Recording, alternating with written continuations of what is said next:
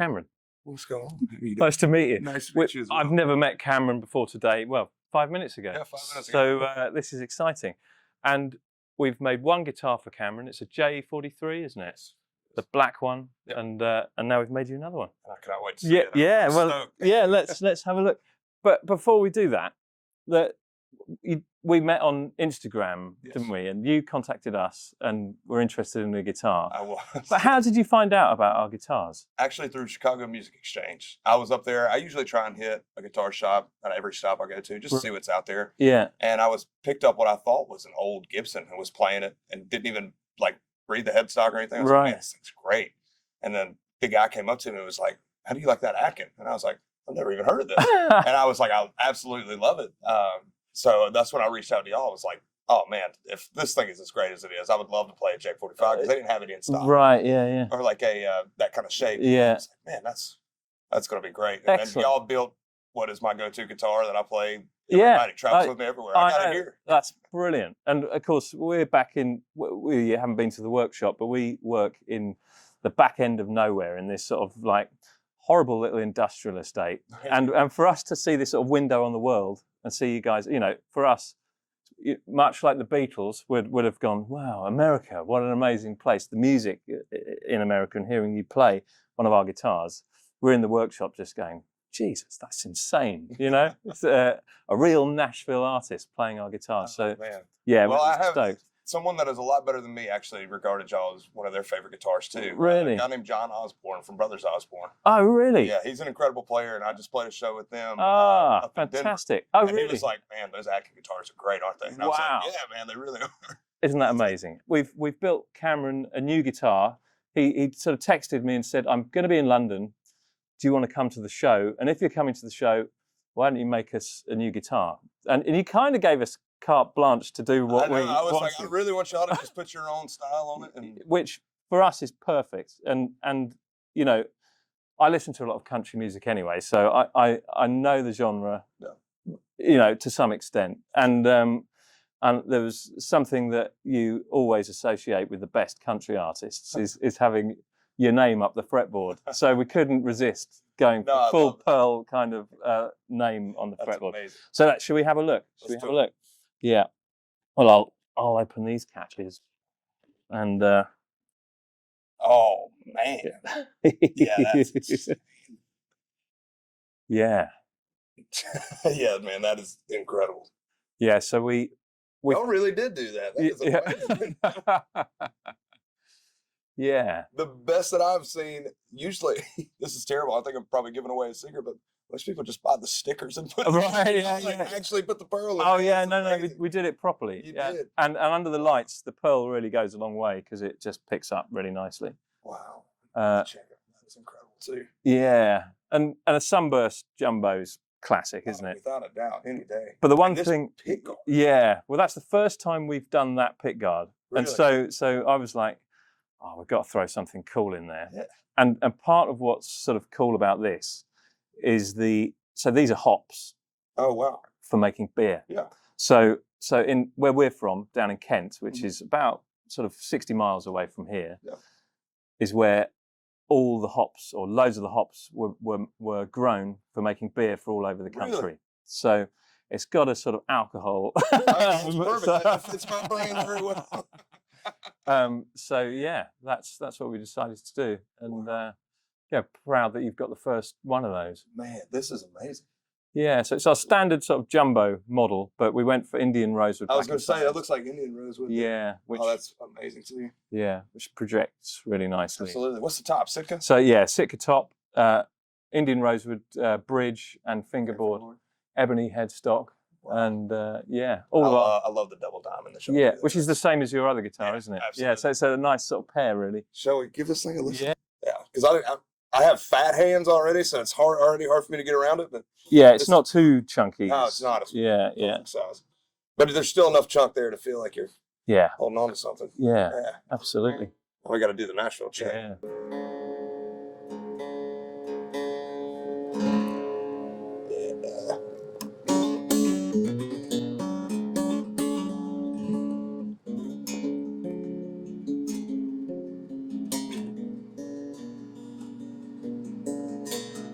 she's ringing. Yeah, that's great. Yeah. Excellent. It's got a bags pickup in there as well, the same. Oh, so I get to play this thing tonight. Yeah, hey, that'd be brilliant. Absolutely. Yeah. Excellent. Excellent. Man, I could not thank y'all enough. Oh, no, it's Seriously. a pleasure. It's a real pleasure. I mean, that's why we do it. You know, it's that stuff, isn't it? You see a pro using your guitars. We make guitars for everybody, but a lot of people watch, you know, you guys out there, and Absolutely. it's a lovely thing. Oh, without a doubt. So you write by yourself, but you also write in groups. Yes.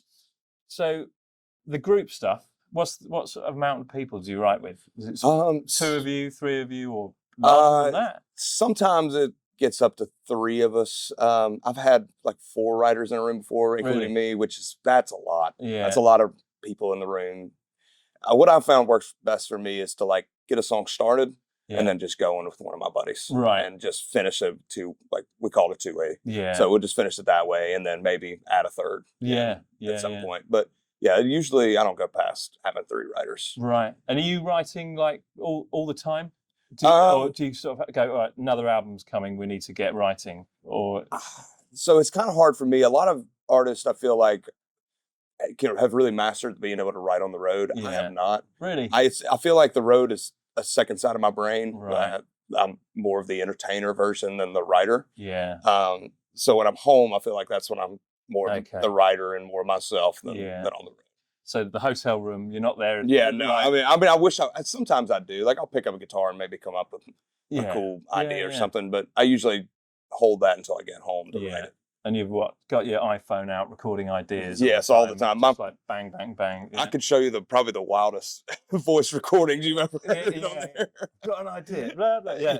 So, and you just put that all in the pot and go, right, what have I got when I get home? And listen through and go, oh, that was all right. Yes. Don't know what I was thinking there. I feel like I've learned that I'll let it sit for a while and then I'll be like, oh, okay, that was just an in the moment thing. Yeah. Like, those melodies aren't really going to be anything. And then I'll go back and I'll be like, okay, this melody actually has some structure to it. Yeah, yeah. And when you write for an album, are there more songs than you put on the album, or are you one of those guys that says, that's 12 songs, that's all I can muster at this moment? Or I have a hard time with putting fewer songs on a record. Right. Oh, wow. Yeah, I cut a lot of music. For the last project, I think we cut 20. Yeah. And then we ended up cutting it back down to 16 songs for the record. Position to be in then, isn't it?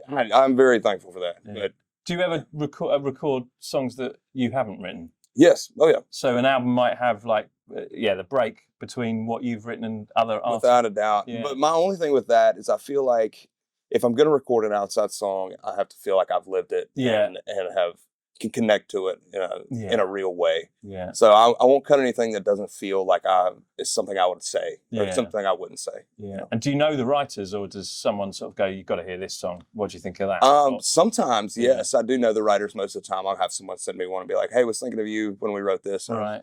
Which is very amazing. But actually, I found one of my favorite writers in town through a song that was just randomly pitched through a publisher. Really?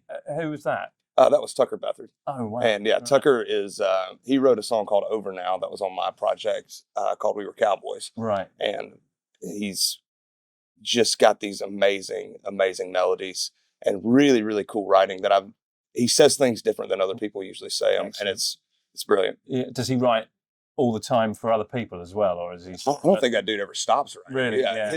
I think it runs in their family. His dad's also an incredible songwriter that I've written with quite a few times as well. Yeah. So it's just they got an amazing mindset over there. When you think of Nashville and you're English, you just think, oh my God, this place must be like just songs flying out all the time. It really is like that, is it? It's just alive everywhere and more songs than anyone knows what to do. It's probably what would we say, 5 a.m. right now back in Nashville or something like that. Yeah. So I bet you somebody's already started writing songs now, which is crazy. I mean, all day there. I mean, I would say hundreds of songs get written a day. Mad, isn't it? It is. Brilliant. Hey, so you're playing the Electric Ballroom tonight? Electric Ballroom. And have you actually played in London before? Only for the C2C, which is the festival. Yeah. So I did that. I think that was 2 years ago, maybe last year. I can't remember. Yeah.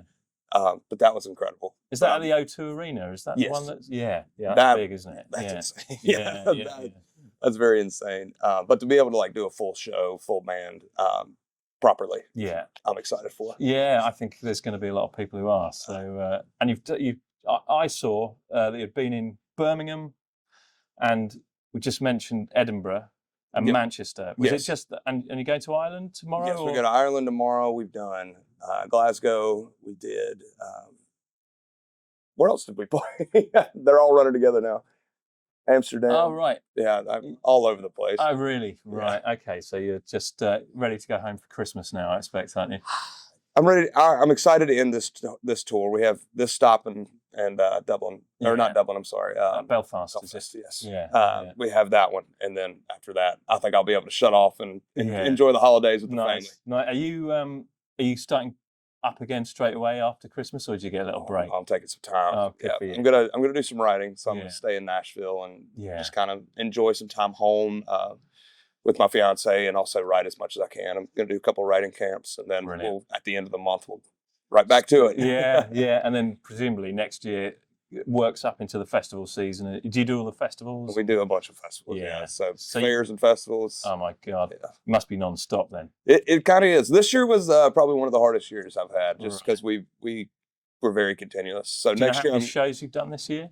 We're at what? I'm at 100 and something, right? Really? Yeah. Whoa.